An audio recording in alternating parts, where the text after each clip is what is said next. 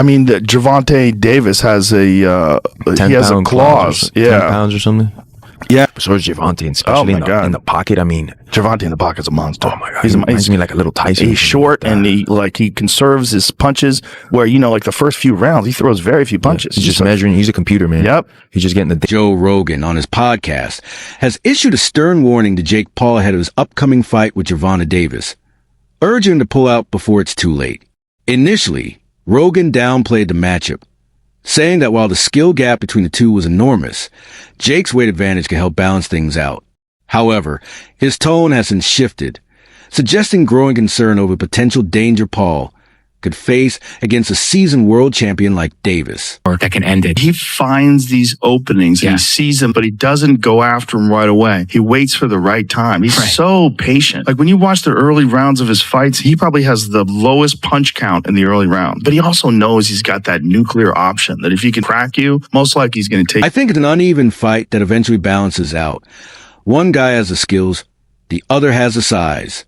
So whoever uses his advantage better will win, Joe Rogan said on his show.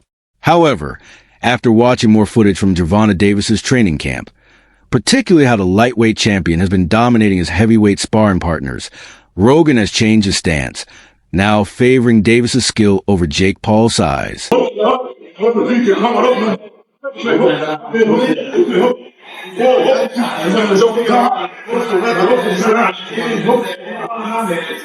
In what marks the biggest leap of his career in terms of weight difference, Gervonta Davis is pushing his limits like never before, sparring against opponents nearly twice his size. The footage opens with Tank in the gym, gearing up to face one of his heavyweight sparring partners. Once the session begins, Davis is seen employing a boxing style unlike anything he's shown before. Oh, there you go. Good God. Oh, there you go. There you go. There you go. There you go. Take deep breath when you walk. Take deep breath. Right. Since Tang returned to camp last week, his team has noticed a major change. That button's been pressed, said assistant coach Kenny Ellis in an interview with Mill City Boxing. No smiles, just work and more work. Nice, clean, crispy shots, like the first fight, you know? Mm-hmm. I mean, I can't speak on what I seen, but the fight will be different.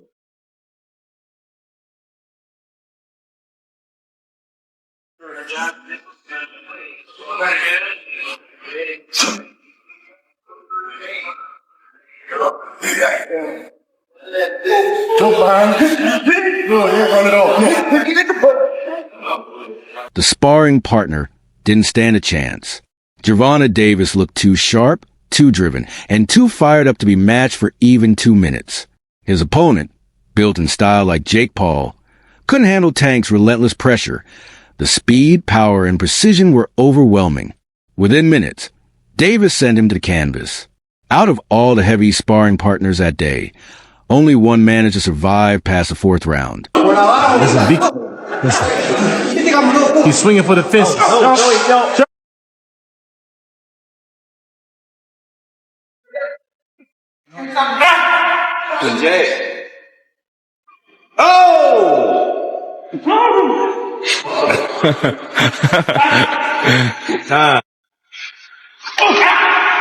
Oh, that's the move.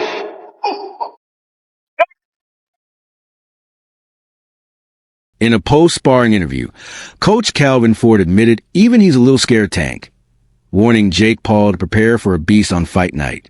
Once the clip hit social media, fans went wild. The intense session reignited faith and excitement among Tank supporters. The comment section was filled with pure confidence.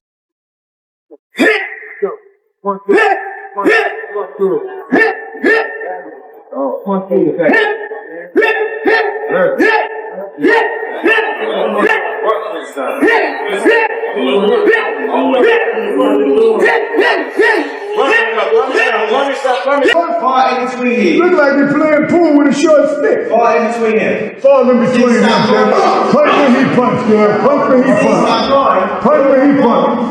Yep. They ain't stopped firing. We slowed down. Now we're going to commence firing again. That's what we do. We reload and come back. You gotta get close, man. Yeah, you ain't got to get close, Tank, because we know you're scared to get close. Get close, Tank. Keep rolling, Kev. All the way down the road. Come to me, baby. Get low. Fans flooded the comments after the video dropped. One wrote, "Imagine Tank doing all this to Jake Paul on fight night. No slow start. We want action from round one and a knockout, not judges." Another added, "I'm betting on Tank. This one's not going the distance." And a third fan summed up perfectly. "A focused and passionate Tank beats any version of Jake Paul. The right Tank shows up in November. It's over."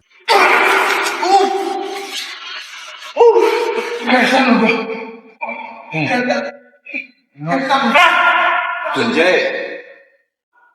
Oh!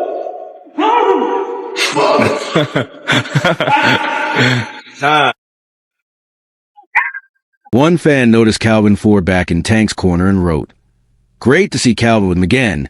He's the key to Tank's success.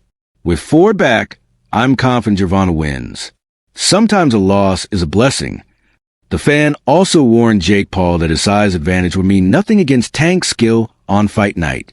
Joe Rogan echoed similar thoughts, urging Jake to take on legitimate boxers close at his weight, reminding him that you don't become a boxing voice by cutting corners. Faking you, taking pictures of everything you do, and then like round 3, round 4, he starts to fucking he's dialed in, he's slipping, pop, pop, pop. He's got special power too. His power's special. And he's mean too. Oh yeah. Mean is a big part of it, isn't it?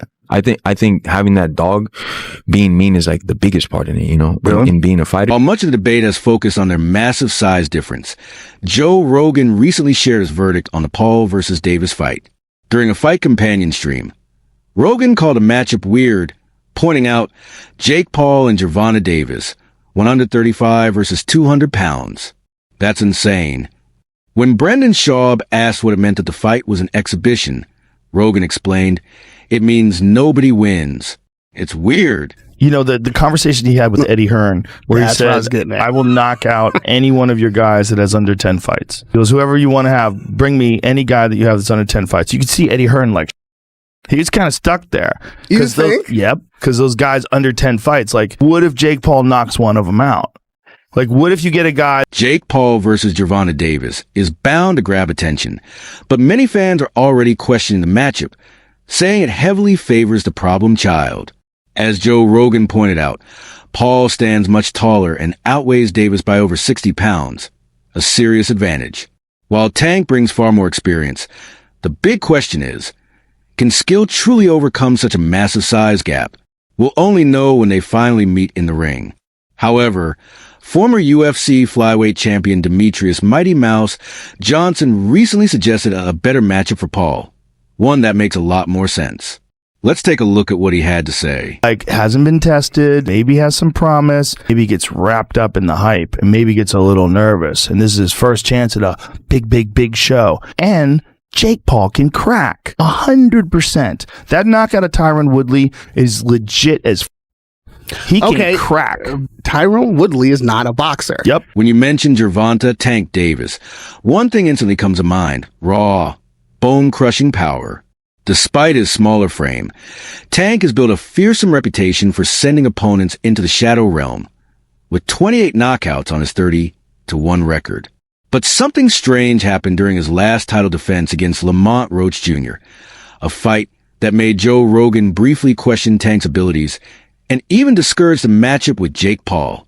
Rogan admitted he would have preferred to see a rematch with Roach first. During that bout, Davis appeared to struggle and even dropped to one knee, a moment that usually counts as a knockdown, though the referee didn't call it. The fight eventually ended in a draw, and Tank blamed the slip on his hair products. But Joe Rogan wasn't convinced. Pitbull Cruz, talk to us about a little about this fight. A little bit surprised from the fans, when they're saying, but talk to us about this fight. What are you expecting from Pitbull? I'm expecting Pitbull to be Pitbull, relentless, firefighter. So we're gonna see. Gonna see how well I tame him. The big question here is, that rematch versus Gervonta. all In episode #286 of the Joe Rogan Experience with Antonio Brown, Joe Rogan mocked Gervonta Davis's excuse that hair products cause a slip against Lamont Roach Jr. Rogan said a real champion focuses on winning, not looks. What are you putting in your hair before a world title fight? That's crazy, he said. Brown agreed, adding that champions stay locked in. No excuses. Think about what happened in the 9th round. How frustrated are you that that wasn't counted as a knockdown? Man, I'm not. Honestly, I thought I should have won without that being counted a knockdown. Look, I ain't the ref. I ain't really, you know what I'm saying? Like, if he had to wipe sweat out his eye, he had to wipe sweat out his eye. But the rules do state if you voluntarily take a knee, then that's an automatic 8 count. But it is what it is. I wasn't relying on that. I was relying on what I was. Joe Rogan didn't hold back when addressing Gervonta Davis's hair product excuse. He said external factors aren't valid reasons for falling short in high-stakes moments. Bro, shave your head. Who cares?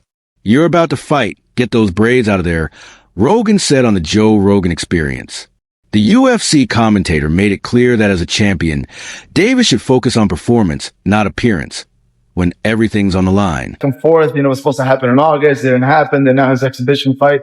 So where's that leave us right now? You think we're going to get that rematch fight versus Gervonta after this fight?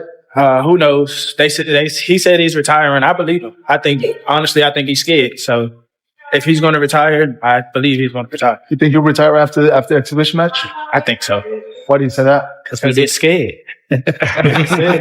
During a chat with comedian Tom Segura, Joe Rogan questioned Gervonta Davis's performance against Lamont Roach Jr., calling the draw generous. He even suggested Roach might have won. Rogan compared it to Devin Haney's close fight with Jose Ramirez, noting that every great fighter eventually slows down. There's a point where the greats just stop being what they were. He said, subtly hinting that Davis might be nearing that stage. Tank did that, so I know the got in his eye, but they should have countered it. They would have countered it, it would have went to Lamont Roach. What I didn't like about Tank, he was gassing up Lamont Roach way too much, and he was already talking about like retiring. He seemed a little distracted, didn't he, in the fight? That wasn't the same Gervonta Davis we're really used to seeing. It just lets you know how corrupt like these governing bodies are, bro. If that dude took a knee, not only did he take a knee, he said, hold on real quick. Let me get this out of my eye. How is that not a point? Like, funny thing, bro, that's why I cut my braids off. I had braids and I had the same thing. I went through the same shit. I think I was taking control. I think I was landing more shots. I think I was landing more power shots. And I thought I was doing my thing. So I'm not really that frustrated about that. But if that was kind of a knockdown, I would win the majority decision. Yeah, Lamont, this is Matt from Brunch Boxing. What explanation, if any, were you given about why that particular sequence was not properly called a knockdown? WBC lightweight champion Shakur Stevenson appeared on TMZ Sports shortly after the Paul versus Davis fight was announced. While acknowledging Tank's ferocity, Stevenson pointed out the massive size gap. Davis last weighed in at 133 pounds, compared to Jake's 199. When asked if Paul had any real shot at beating Gervonta, Stevenson didn't hesitate. No, he said flatly. No. You love this sport. I mean, when you hear this today on social media or wherever you happen to get the news, were you like, what? Like, can that actually be, man? Nah, I'm not shocked. I mean, his last fight when he fought Lamont, Jake Paul was at the fight. He told y'all he was going to fight somebody like Jake Paul. So I'm not shocked. It don't surprise me. So, nah. You know, Shakur, Jake, when he fought Mike Tyson, he was 227 pounds. Shakur Stevenson admitted that size could play a role, but said Tank's boxing IQ would make the difference. If I'm Tank, I'm going out there to outbox him, he said. I can see Tank making it look real easy. While acknowledging Davis's 28 knockouts in 31 fights, Stevenson predicted this one goes the distance. Jake's too big. I don't see Tank knocking him out. I see him outboxing him, he told Babcock, doubling down. Nah, I don't see Tank knocking Jake out. Geo's World, facts. That's why Tank wants to fight Jake Paul. I'm telling you, he want to fight Jake Paul because he know if he climb in the ring with Shakur Stevenson, he's going to get zapated. He know it. They all know it. While Stevenson sees the fight as one-sided, he wasn't throwing shade at Jake Paul. I think Jake is good for where he's at, but there are levels to this, he said. Still, when asked if he'd watch Paul versus Davis, Stevenson didn't hesitate. Hell no. He explained to TMZ Sports that, from a competitor's standpoint, the matchup just doesn't excite him. I've got two sides, business and competitive. And competitively, it doesn't interest me. And like 199 point something his last fight against Julio Cesar Chavez Jr. He hasn't been only boxing for a couple of years. He's 12-1. Tank Davis obviously been boxing his whole life. He's 30-0-1. He's knocked everybody out except for 3 opponents in his life. But at what point does size matter so much though, where it can't be overcome, Shakur? And is it in this case here when you've got what is like a 70-pound difference between these two guys? I mean, size will play some part of the fight, but Stevenson said he wasn't surprised by the matchup. No, I'm not shocked, he told TMZ Sports. In his last fight against Lamont, Jake Paul was there. He said he'd fight someone like Jake, so this doesn't surprise me. Still, the idea doesn't sit well with him. Stevenson admitted he was frustrated when rumors of the exhibition first surfaced, calling a slap in the face to boxing and to him personally. Tank is disrespecting the sport if he chooses an exhibition with Paul instead of fighting me, Stevenson told Fight Hub TV. What do you think about the rumors of Tank and Jake fighting? Man, Tank disrespectful to the sport if he choose that over fighting with me. I'm the best fighter in the sport. I've been telling him that. And he called cap on it. So if he won't call cap and say I'm not who I say I am, come prove it. I think it's dangerous for him to go back in there and fight Lamont. I think Lamont is a hell of a fighter. I can see that going left. I'm the best fighter in the sport, Stevenson said. I've been telling him that, and he called it a lie. So if he believes that, let him prove it. Shocker's frustration is clear. He spent years chasing a fight with Gervonta Davis. Both are champions in the same division, yet talks have never gone anywhere. What could have been a dream matchup has turned into a boxing soap opera, with fans growing impatient as Davis now seems more interested in a media-driven exhibition against Jake Paul. Just outboxing him and making it real easy. Is there any way you could, any realistic or legitimate way in your mind you could see Jake Paul winning a fight against Tank? No. No way. Nope. Not a lot of people have talked about Jake and said he's got good power. Not even and I get anything could technically happen, but you don't even see a realistic shot where he could land one big punch and Tank being so much smaller, he just can't handle the power. Nah, not at all. We're working on it behind the scenes, Jake Paul revealed, claiming the fight would come together under the right conditions to give fans the biggest show of the year. But that idea hasn't sat well with Shakur Stevenson, who's chasing legacy, not spectacle. One of the main barriers to a true Davis, Stevenson's showdown lies in the business side of boxing.